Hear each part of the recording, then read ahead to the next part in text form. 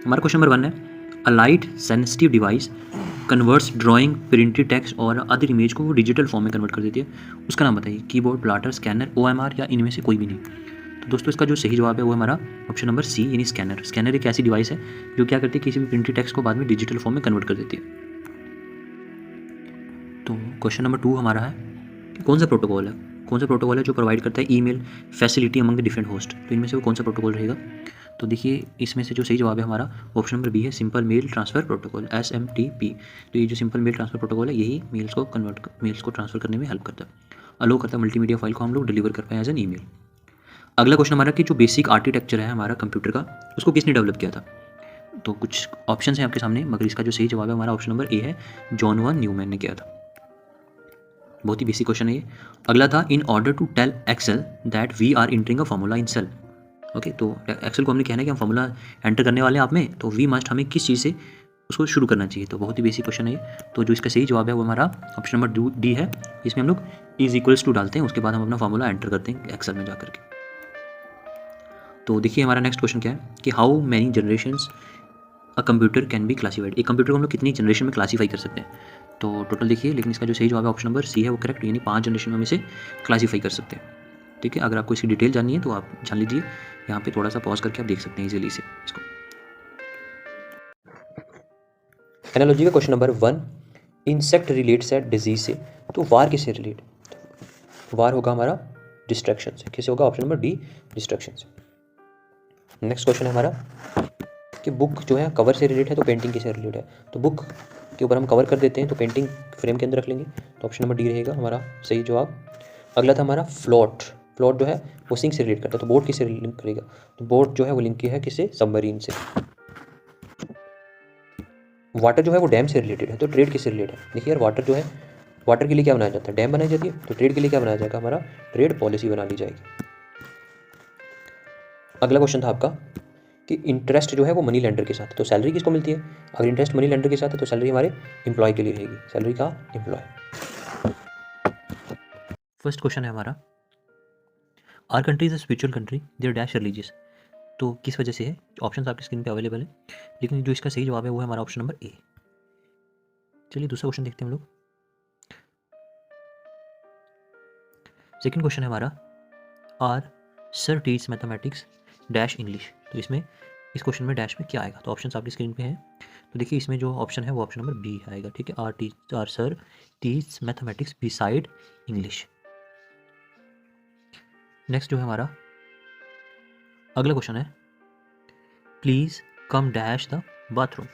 तो इसमें आपके पास ऑप्शन आपके स्क्रीन पे है, तो इसका जो सही जवाब है वो हमारा ऑप्शन नंबर ए आएगा, please come out of the bathroom. अगला वाला क्वेश्चन देखिए,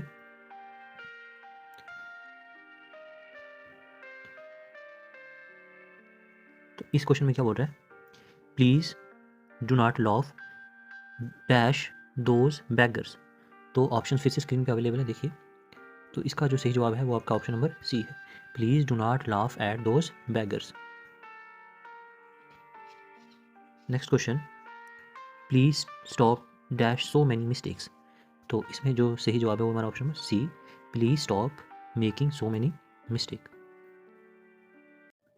कोई लड़का है अजीत, उसकी एवरेज रही है पिछली 9 इनिंग्स में, हमें नहीं पता कितनी है, बट हम लोग मान लेते हैं कि उसने एक्स एवरेज रही होगी, यानी इस एवरेज से, एवरेज का मतलब हुआ कि हर एक इनिंग में लगभग उसने इतने स्कोर ही बनाए होंगे, और वो 9 इनिंग से इतने ही स्कोर बना रहा है। मतलब मान लो अगर उसने 5 स्कोर एक इनिंग में बनाए, तो 9 इनिंग्स में उसके कितने होंगे? हर एक इनिंग में 5 होंगे, तो 9 4 5 से 45 एवरेज समझ में आ गया। लेकिन जो उसकी 10th इनिंग थी उसमें उसने ज़्यादा स्कोर किए, और अब 10th इनिंग में उसने 100 स्कोर लगा दिए। जैसे ही 10वां मैच खेल रहा है तो उसने 100 स्कोर कर दिए। अब जो उसकी एवरेज थी, यानी जो हर एक मैच में स्कोर बना रहा था एवरेज, वो बढ़ गई है और 8 रन बढ़ गई। बताना है कि अब इसके बाद 10th इनिंग खेलने के बाद उसकी एवरेज क्या हो गई। तो कुछ ऑप्शन है और चलिए हम इसे सॉल्व करते हैं। तो देखिए सबसे पहले हमें ये बात पता है कि उसने 9 इनिंग्स खेली है और हर एक इनिंग में उसने एक्स रन लगाए। एक्स हम इसलिए कह रहे हैं क्योंकि हमें नहीं पता कि उसने पहली इनिंग में कितने स्कोर करे थे, दूसरे में कितने करे थे, तीसरे में कितने करे थे। इसलिए हम उसकी एवरेज ले रहे हैं कि हर एक में लगभग उसने एवरेज, जैसे कि जितने टोटल नंबर कितने स्कोर किए और कितनी इनिंग्स में किए, तो जब उसे डिवाइड करते तो एवरेज निकलता है। उस एवरेज को मार रहे हैं कि उसमें एक्स लिए होंगे। अब अगर ये एक्स था तो 9 इनिंग्स में कितने लिए होंगे? इसने एक्स को मल्टीप्लाई 9 से करेंगे तो 9x रहा होगा, तो 9x स्कोर उसने 9 इनिंग तक किए। अब 10th इनिंग में उसने क्या किया कि 100 स्कोर लगा दिए। ठीक है। अब उसकी एवरेज क्या होगी कि पहले उसकी एवरेज रही थी x, अब उस क्वेश्चन में बताया कि अब उसकी एवरेज उस x में आप 8 रन बढ़ा सकते हो। ठीक है, अज्यूम करिए कि अगर ये x कुछ भी होता, मतलब अगर 5 होता, पहले उसकी एवरेज 5 थी, तो अब उसमें 8 और बढ़ा सकते हैं हम लोग। समझ गए बात? ठीक है, आगे बढ़ते हैं हम लोग।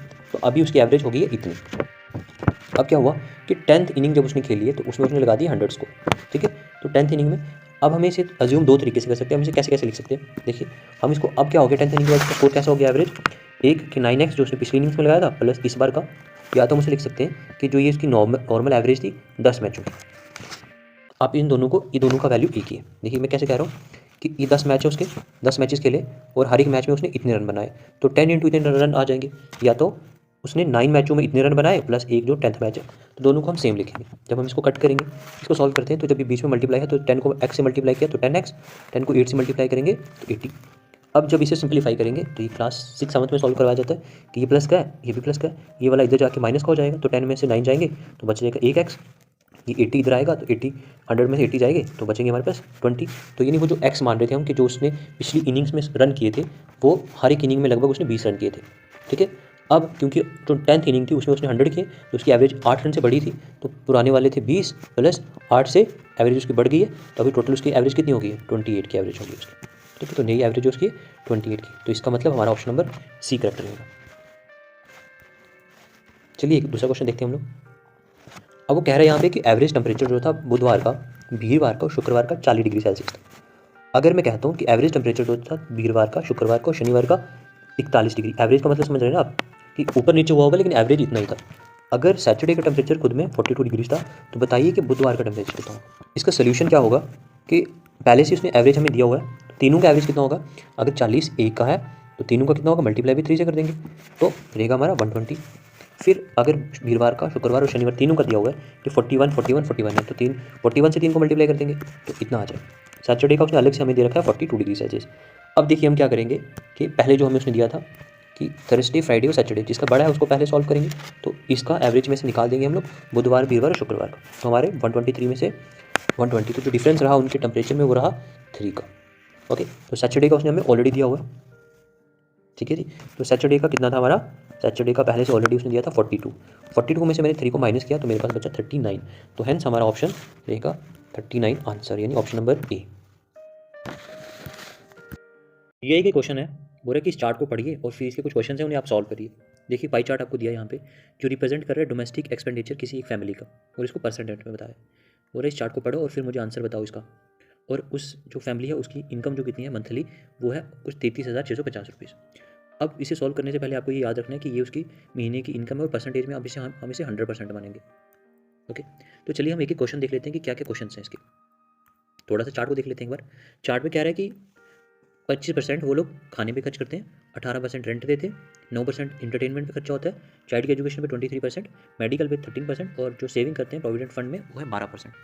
अब पहला क्वेश्चन इसमें क्या पूछ रहा है, तो देखिए the house rent per month is, कि घर का वो रेंट कितना देते हैं। तो अभी हमने पढ़ा कि उनका रेंट था 18%। ठीक है, 18% उनका रेंट है, तो परसेंट को हम लोग कैसे लिखते हैं, परसेंट को हम लोग हमेशा लिखते हैं कि 18/100, और टोटल कितना था, जितना भी टोटल था उसमें से इसको मल्टीप्लाई कर देंगे। भाई 33,000 कुछ था ना उनका, तो उससे मल्टीप्लाई कर देते हैं। तो इसे सॉल्व करेंगे हम लोग। देखिए कैसे करते हैं कि हम क्या करेंगे इसको कि टोटल जो हमने रेंट निकालना उसको 18% रेंट था तो 18 लिख देंगे, 18/100 मल्टीप्लाई बाई 33,650, और इसे सॉल्व करेंगे तो हमारा आंसर आएगा कुछ 6,057 रुपीज़। तो ये हमारा आंसर होगा ऑप्शन नंबर सी। चलिए क्वेश्चन नंबर 2 देखते हैं। क्वेश्चन नंबर 2 में उसने हमसे पूछा था कि जो एनुअल सेविंग है in the form of provident fund would be, जो उनकी सेविंग है वो कितनी रहेगी एनुअल, ध्यान रखना है एनुअल, यहाँ पे एक मंथ की बात नहीं कर रहा वो, बल्कि 12 मंथ की बात कर रहा है कि सालाना वो कितना सेव करेंगे, क्योंकि जो सैलरी है वो महीने की बताई हुई है, तो जितना भी वो सेव करेंगे हम उसे मल्टीप्लाई बाय 12 कर देंगे। तो चलिए इसका सोल्यूशन देखते हैं। देखिए सबसे पहले हमें पता होना चाहिए कि वो कितना सेव करता है, तो वो भाई वो 12% सेव करते हैं, तो वही सेम 12% अपॉन 100 और मल्टीप्लाई बाय टोटल सैलरी। तो हम क्या करेंगे 12% ले लेंगे डिवाइड बाय 100 और मल्टीप्लाई बाय टोटल सैलरी, जो रिजल्ट आएगा उसको भी मल्टीप्लाई कर देंगे 12 से। ये इसलिए कर रहे हैं क्योंकि उसने जो हमसे सेविंग पूछी है वो 1 साल की पूछी है, 1 ईयर की, 1 ईयर में होते हैं टोटली 12 मंथ, तो 1 महीने की तो ऑलरेडी यहाँ निकल जाएगी, तो उसके बाद हम लोग 12 से मल्टीप्लाई कर देंगे तो 12 मंथ्स की निकल जाएगी। तो हमारी जो सैलरी रहेगी वो कुछ ये रहेगी 48,456 एक साल की। तो ऑप्शन नंबर ए जो है हमारा करेक्ट हो जाएगा। देखिए हम अगला देखते हैं, हमारा नेक्स्ट क्या है कि अगर वो प्रोविडेंट फंड में जो उसने सेविंग करी उसको deduction and the payment of the house is rent, the total monthly income of the family remains. अगर हम क्या करें कि जितना उसने सेविंग करी उसको भी अलग कर दें और जो रेंट दिया उसको भी अलग कर दें, तो बताइए अब पीछे जो उसकी सैलरी है वो कितनी बची। हमें पहले ही पता है कि वो क्या कर रहा है कि कुछ 1200% वो कुछ सेविंग कर रहा था और जो उसने वो किया, और 18% कुछ उसका वो हाउस रेंट था। तो अब हम देखते हैं तो इसे सॉल्व करते हैं। देखिए, तो अगर उसने 18% रेंट में दिया, 12% सेविंग करी, तो दोनों को मिला के कितना हुआ, दोनों को मिला के होगा हमारा 30%। तो 100 में से हम 30% को माइनस कर देंगे। 100 मतलब कि टोटल जो उसकी सैलरी है वो 100 थी, 30 हमने जो बाहर निकाल दिया जो उसने कहा, तो पीछे पैसे कितने बचे, तो हम उसी को 70% बचा तो 70 को मल्टीप्लाई कर देंगे 33,650 से जो उसकी बेसिक सैलरी थी। और जब हम इसे सॉल्व करेंगे तो हमारा आंसर आएगा कि 23,555। ठीक है, ऑप्शन नंबर हमारा सी रहेगा आंसर करेक्ट। चलिए अगला क्वेश्चन देखते हैं हम लोग। तो बोलते हैं total amount per month the family spends on food and entertainment combined together. Food पे और एंटरटेनमेंट पे दोनों चीज़ों पे वो कितना खर्चा करते हैं। तो एक बार हम क्वेश्चन देख लेते हैं इसके लिए कि दोनों चीज़ों पे कितना कितना एक्चुअली परसेंट खर्चा किया जाता है।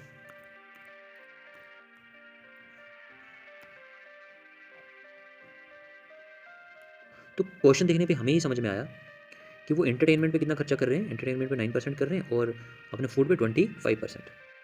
चलिए अब हम इसके सोल्यूशन देखते हैं कि इसे सॉल्व कैसे किया जा सकता है। तो देखिए, फूड पे और एंटरटेनमेंट पे अगर हम दोनों को ऐड करेंगे तो टोटल हमारा 34% बनता है। तो बस सेम 34% को आप डिवाइडेड बाय 100 कर देंगे और मल्टीप्लाई बाय जो उसकी मेन सैलरी है उसे मल्टीप्लाई कर देंगे, तो हमारा रिजल्ट आ जाएगा जो ऑप्शन नंबर बी रहेगा। ओके।